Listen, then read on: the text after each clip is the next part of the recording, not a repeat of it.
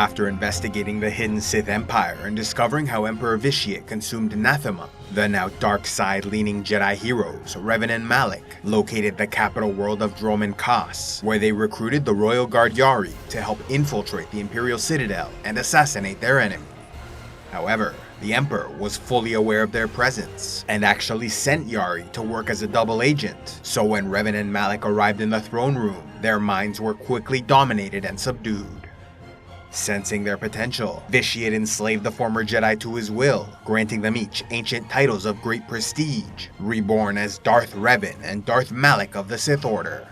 Publicly, the Emperor announced they caught and executed 2 assassins, but in reality sent his new servants on a special quest to find the ancient and legendary Starforge, a massive automated manufacturing facility using Force-infused technology powered by entire stars, able to produce an endless supply of ships and war materials. Having learned of this unique mechanical wonder which might serve as a valuable resource in the coming invasion of the Republic, Vitiate sent the Dark Lords to find and capture it in the name of the Empire. Dutifully obeying their master, Revan and Malak began their investigation, eventually journeying to Manon, Tatooine, and Korriban, where they collected the discarded pieces of ancient star maps made by the Rakatans of the Infinite Empire, a highly advanced, Force-sensitive dark side species who built many incredible wonders, including the Starforge. Following the star maps, Revan and Malak were led to the Rakatan world Lehan, where they crash-landed on its surface. Unable to escape until they disabled the disruptor field surrounding the planet, the Sith Lords made deals with and betrayed both sides of a local conflict among the Rakatan population, who were far removed from the glory days of the Infinite Empire, reduced to technologically primitive warring tribes. Succeeding in their deceptions, the Sith Lords gained access to the disruptor field controls in the Temple of the Ancients, allowing them to leave the planet and capture the Starforge orbiting above the nearby sun. Yet it was around this time something started to change within Revan and Malak, breaking free of the Emperor's will to claim the Starforge for themselves. A rare mistake in his calculations, Vitiate underestimated the inner strength and mental fortitude of the former Jedi, as time and distance from their master allowed them to unknowingly free themselves from their mental captivity. Left with altered, obscured, and vague recollections of their time in Imperial space, Revan and Malak concluded that a terrible threat to all life lurked in the unknown regions. Therefore, in order to once again save the galaxy, as they did in the Mandalorian Wars, they must personally take control of the Galactic Republic, thereby gaining the resources and manpower to properly defend against the inevitable invasion from the unknown regions. Though free of the Emperor's control, they retained his dark side influence, which when combined with their own dark side inclinations, meant they held no interest in returning to the weak and ineffectual Jedi Order, declaring themselves Master Darth Revan and Apprentice Darth Malak, Dark Lord rulers of a new Sith Empire, which would act without restraint or moral concern in the execution of their plan to save the galaxy. Many months earlier, when the former Jedi originally entered Sith space on a quest to assassinate the Emperor, they left behind a fleet of ships, brimming with officers and warriors still loyal to those that led them to victory in the Mandalorian Wars. Choosing loyalty to their commanders over the Republic or Jedi, they eagerly joined Revan's Sith Empire, becoming his main fleet and army, bolstered and reinforced by the ships and supplies of the Starforge. Capturing the ancient Sith homeworld of Korriban, they expanded their forces further by establishing an academy to train new generations of Sith Lords under their command.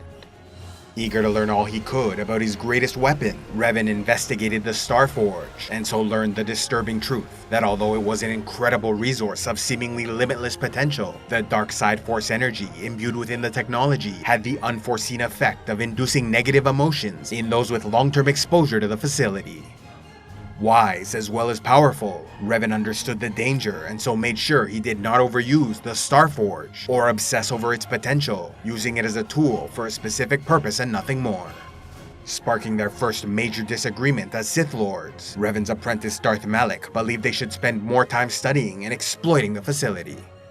Nevertheless, Revan persisted in his decision, refusing to over-rely on the Starforge, instead using his vast knowledge of the Republic and incredible skill as a strategist to plan a long-term 20-year campaign designed to minimize destruction, preserving as much of the Republic as possible while also bringing it under his control in order to avoid squandering resources he'd need for the greater war yet to come. At last ready to begin, Revan launched the first Battle of Foros in 3959 BBY, successfully capturing a large portion of the enemy fleet. Since most saw no difference between the Force-wielding warriors doing battle across the galaxy, the conflict was known as the Jedi Civil War, seeing many Republic warriors cross over to the Sith, ever sympathetic to Revan, still remembered as a great hero. Among the many atrocities committed by the Sith Lords during the war, they bombed the civilian population of Telos IV, assassinated prominent political and military figures, killed the Achani General Usanis, captured, tortured, and corrupted Jedi to the dark side, and allied with the greedy Zerka Corporation. Though not everything went exactly to plan, Darth Revan's larger strategy was working, leaving the Republic on the defensive until faced with two unexpected threats that stifled his progress. The first came from within his own ranks, as the apprentice Darth Malak did not understand the need for long-term plans, believing his master weak and that he could conquer the Republic far faster. Malak then publicly challenged Revan's authority in 3957 BBY, resulting in a duel where the master struck down his apprentice, removing his jaw with a lightsaber. Malak survived, but was forced to wear a prosthesis for the rest of his life. The second threat to Revan's ultimate victory came from his enemies in the Jedi Order, who lured him into an Outer Rim trap where his vessel was boarded by a Jedi strike team. Undeterred by his many light side opponents, Revan sent out a signal for assistance and prepared for battle. Darth Malak then arrived with his fleet just in time to intervene, but rather than save his master, he fired upon Revan's ship, hoping to destroy them all.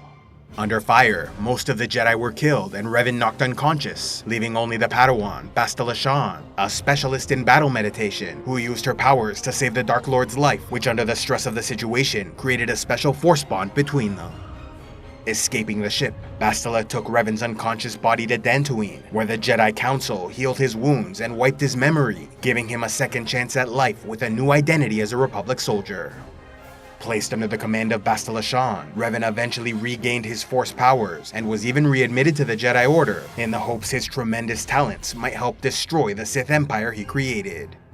Growing closer from their Force bond, Revan and Bastila assembled a loyal crew aboard the Ebon Hawk, embarking upon a legendary quest to save the galaxy as Knights of the Old Republic.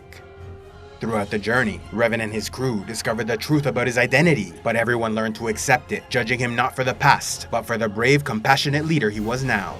Meanwhile, Darth Malak, under the mistaken belief his master died, succeeded as ruler of the Sith, beginning his reign by disregarding the carefully planned 20-year strategy of Revan in favor of an aggressive, merciless campaign focused on destruction rather than conquest, fully embracing use of the Starforge. Eventually, Malak learned the truth about his old master, and as they neared a final confrontation, captured Bastila Shan, turning her to the dark side. Tracking them down, Revan defeated Bastila 3 times in single combat, before she realized the error of her ways and asked that he end her suffering. Revan refused to kill her, instead expressing his love and determination to save her. Though hesitant at first, Bastila ultimately returned to the light side and admitted her love for him, claiming she no longer feared those emotions. Moving on to the final battle, Revan faced off against his old apprentice and at long last struck him down before exchanging some final words, in which he apologized for leading Malak toward the dark side. With the Dark Lord dead, Starforge destroyed, Bastila redeemed, and remnants of Revan's Sith Empire left scattered and fighting for leadership, a great celebration was held on Lehon, where the entire Ebon Hawk crew were publicly recognized for their service in winning the Jedi Civil War, while Revan was awarded the Cross of Glory, earning his status as a living legend, having been both a warring Dark Lord of the Sith and Jedi Savior of the Republic twice over. Yet this was not the end of Revan's story, as even after all he suffered, the memory of a threat in the unknown regions remained, and so he knew victory was only temporary, and the galaxy was still in danger.